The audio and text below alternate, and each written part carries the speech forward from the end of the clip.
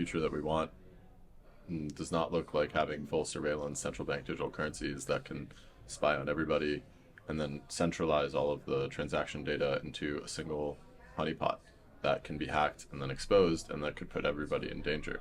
Next up at ETHDam, meet Ameen, an advocate for Tornado Cash. Can we build tech to protect us even from future bad actors?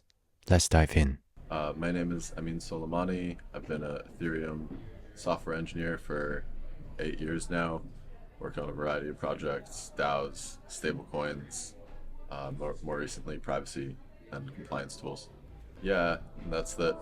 Privacy is normal and it's good, and we want to build tools to protect ourselves while we use privacy so that we don't end up potentially helping out people that we might not want to help out,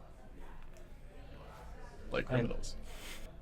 The first thing that comes to mind is security, because one of the first examples that I brought up at the beginning of the talk was about how the Nazis were thrilled to discover how great the Dutch KYC systems were in World War II, because they were able to find and massacre all of the Jews in the Netherlands.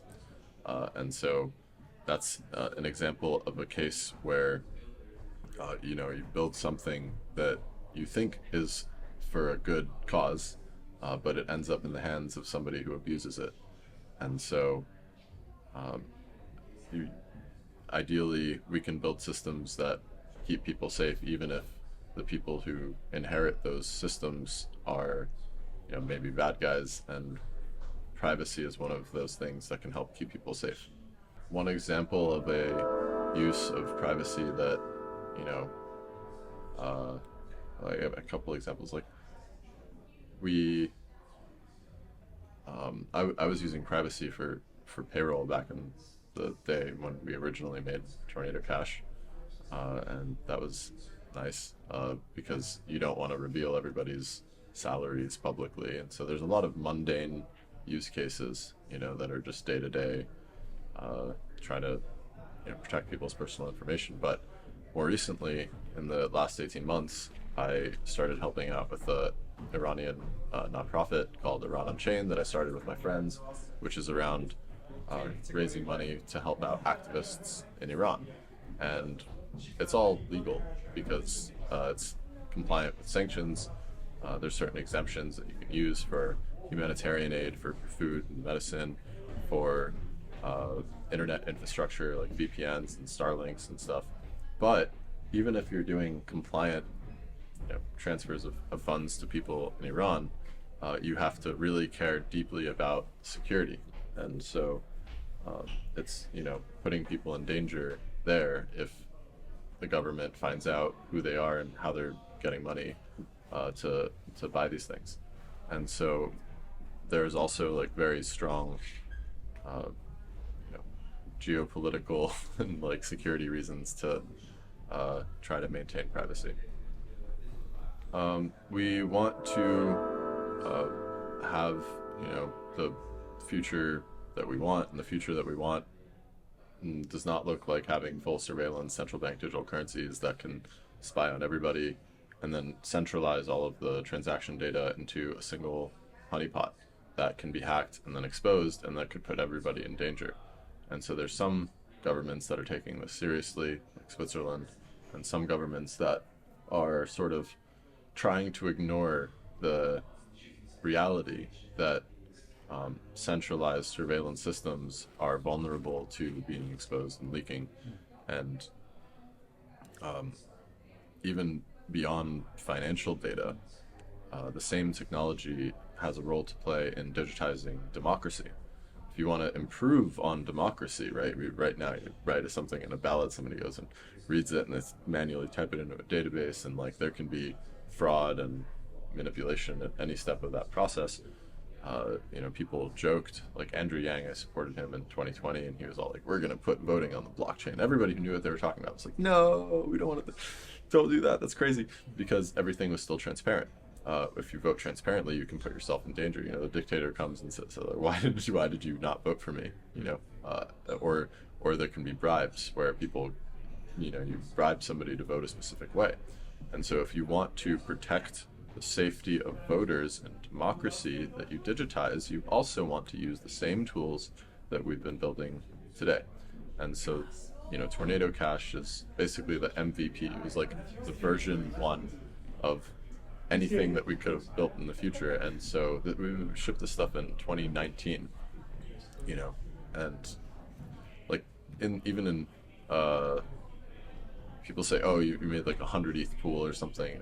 It was like used for finance, and it's like you have to realize, like, when we made this stuff, 100 ETH it's like $10,000. Like ETH was $100, right? It's like a 1 month salary for a software engineer.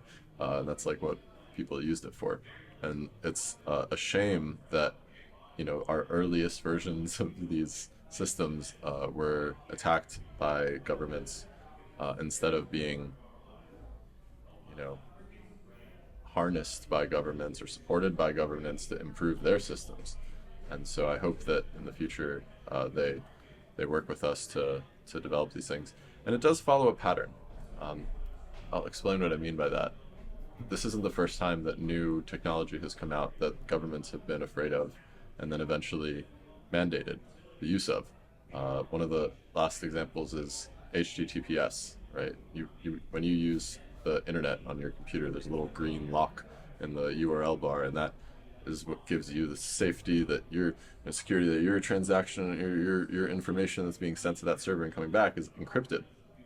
And so the government said you cannot encrypt your web traffic. First, they said this is illegal. This shouldn't.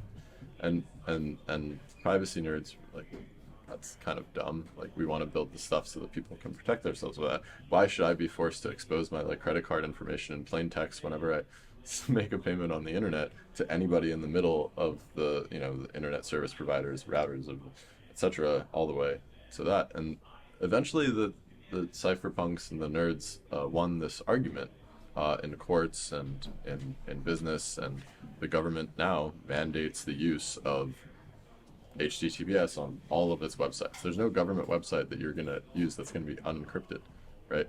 And so I believe that in the future, the same process will take hold, and the governments will mandate the use of privacy-preserving financial technology like the stuff we're building today. I brought up the Promethean meme earlier, where I described Roman and Alexei as Prometheans. They put the ETH in Prometheus. Because Prometheus famously steals fire from the gods, right? And it feels like zero knowledge proofs are this crazy new technology. It's almost like magic, and they took it and helped bring it to everybody. It's for all of our benefit, and then they're punished for it. And in that story, Hercules comes along and eventually frees Prometheus. And so I'm trying to get support. And we rallied community 800 transactions, donated over $1.5 million to support their legal defense fundraiser, and so with any luck they'll be able to go free.